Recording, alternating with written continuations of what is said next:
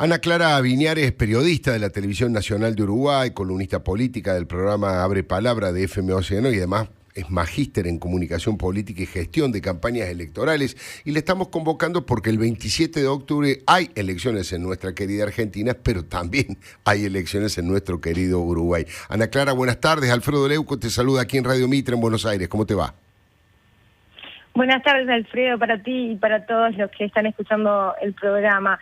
Efectivamente, este año coincidimos en las elecciones, pero nosotros igualmente, como ustedes, estamos teniendo ya un proceso electoral que en realidad rige a partir de la reforma del año 1997 y tenemos un año entero de elecciones. Empezamos en junio, a finales de junio, con lo que se llaman las internas de los partidos políticos, que es para lo que están haciendo campañas ahora los distintos partidos, que estas no son obligatorias y sí lo que nos van a dar son las fórmulas, es decir, los candidatos que finalmente van a competir en el mes de octubre. Después en octubre efectivamente están las nacionales, donde se define el presidente, el vicepresidente y el parlamento en general, que ahí tienen que obtener el 50% de los votos más uno para ya definitivamente que haya presidente y vicepresidente. Si no, en noviembre, igual que ustedes, tendríamos un balotaje, una segunda vuelta. En Uruguay también hay algunas diferencias con ustedes porque el presidente asume el 1 de marzo y dura 5 años, es decir que Vázquez asumió en el 2015 y en marzo del 2020 dejaría su cargo, aunque obviamente es la transición, un proceso que empieza un poco antes. En Uruguay el panorama o la coyuntura es algo que no había sucedido nunca, porque siempre teníamos partidos tradicionales o que ya habían participado de varias elecciones, entre ellos el Partido Nacional, el Frente Amplio y el Partido Colorado. Pero bueno, si hablamos puntualmente de lo que está sucediendo ahora, tenemos 15 partidos políticos y más de 20 candidatos. Obviamente que la batalla está en el Partido Nacional y en el Frente Amplio sobre todo, pero también el Partido Colorado ha presentado una particularidad.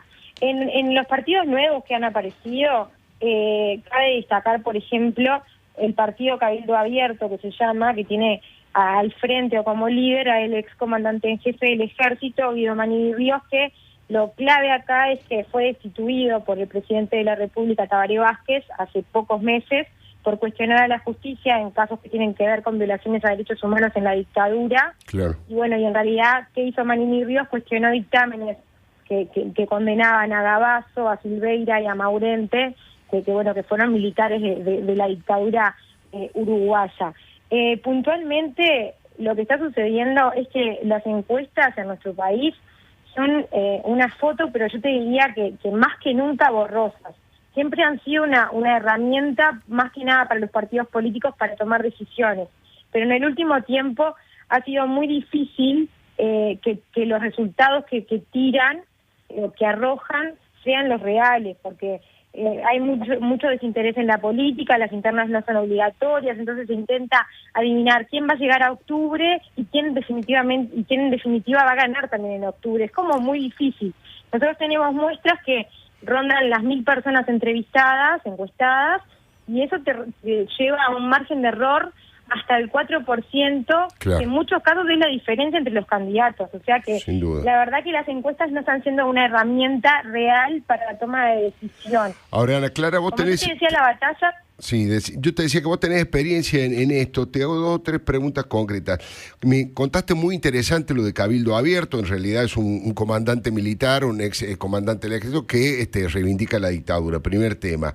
Hay otro partido o otro candidato bastante, digamos, novedoso, que es un millonario, un hombre de mucha fortuna que está participando por primera vez. ¿Él cómo se llama? Es así, era lo que yo te decía de la interna del Partido Nacional, que también va a haber una batalla importante, porque a Luis Lacalle Pou, que es el candidato favorito y líder en las encuestas, hijo del que fue presidente entre los 90 y el 95, que estamos hablando de Luis Lacalle Pou, el que le está haciendo una competencia bastante cercana, incluso pasando al segundo favorito, que es Jorge Larrañaga, es Juan Sartori, que llega como un outsider, como un millonario, que para muchos cayó en paracaídas porque no vivía en el Uruguay. Él tiene 38 años y comenzó su campaña cuando lanzó su candidatura como quién es Juan Sartori. Y bueno, y ahora todo el mundo sabe quién es Juan Sartori, claro. Y está en un 24% en la interna blanca. Y se sabe con una rusa. Ana Clara está casado con una rusa, pero ¿se sabe el origen de su fortuna? ¿A qué negocio se dedica Juan Sartori? Bueno, él está vinculado, por ejemplo, a la venta de productos vinculados a la marihuana medicinal, algo que en el Uruguay también se está desarrollando mucho, entonces ahí podría haber un poco de sus acciones y de su trabajo. También ha trabajado en una empresa que se encarga de agronegocios y que es una de las más importantes en nuestro país, en la que ahora es accionista minoritario, pero antes era uno de los directores más importantes. Esa empresa tiene una importante deuda con el Banco República de Uruguay, seguro, que ahora se han puesto como a tiro. En los últimos días la empresa hizo un aporte al Banco República de más de 10 millones de dólares, pero todavía queda dinero, más de 40 millones de dólares por pagar. Ana Clara, estamos hablando con Ana Clara Viñales, periodista de la Televisión Nacional Uruguaya, columnista política, magíster en comunicación y gestión de campañas. Me queda algo del Partido Nacional, ya dijimos, Luis Lacalle Pou, el hijo del Cookie Lacalle, el expresidente, que Exacto. es uno de los que más posibilidades tienen, y los demás conocidos es este señor outsider, como decías vos, Juan Sartori, Jorge Larrañaga, otro histórico del Nacional. En el Partido Nacional esos son los tres que van a competir con más posibilidades, digamos, ¿no es cierto?, de llegar a ser candidato a presidente. Porque en realidad después hay más, pero esos ya están más lejos de la posibilidad. Y en el Frente Amplio, y en el Frente Amplio, ¿quiénes son los que vos crees que tienen más chance de llegar a ser candidatos a presidente? Bueno, en el Frente Amplio en realidad es claro el liderazgo de Daniel Martínez, que fue intendente de la capital, de Montevideo, que también estuvo en el Parlamento, también fue presidente de ANCAP, previo a los cuestionamientos con el tema del déficit de la petrolera estatal, que tuvo como centro al vicepresidente de la República, al ex vicepresidente de la República, Raúl Sendic. Bueno, Daniel Martínez estuvo en ANCAP, al frente de ANCAP, y en el último tiempo había sido intendente, a lo que renunció para dedicarse a la campaña. Listo. Y después también la que está en segundo lugar es Carolina Cose, que es ex ministra de Industria, fue la presidenta de Antel y fue una de las impulsoras también del Antel Arena, que se inauguró hace el año pasado. Y la última... En el acto ese estuvo... Sí, ¿Cómo? te decía, que la última que me queda es, en el Partido Colorado, ¿quiénes son los que más posibilidades crees que tienen? Bueno, el que tiene más posibilidades, y ahí también se dio una situación muy particular, que es la vuelta de Sanguinetti a la política después de muchos años.